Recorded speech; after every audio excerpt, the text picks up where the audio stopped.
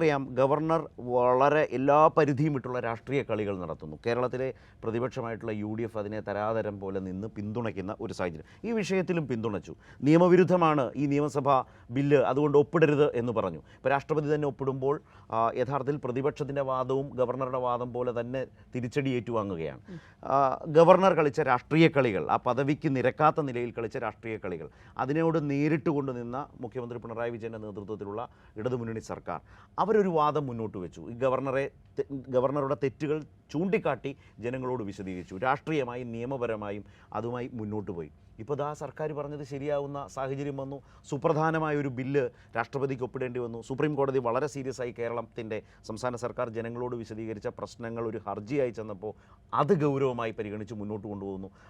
അടിയന്തരമായി ഈ ഒരു ബില്ലെങ്കിലും ഒപ്പിടുന്ന സാഹചര്യം. അപ്പോൾ ജനങ്ങളോട് ഈ ഇത്തരം വിഷയങ്ങളിൽ ഒരു സർക്കാർ രാഷ്ട്രീയമായി വിശദീകരിച്ചത് ശരിയാകുന്നൊരു ഘട്ടം ആ സർക്കാരിനെ സംബന്ധിച്ച് വലിയ നേട്ടമാണ്.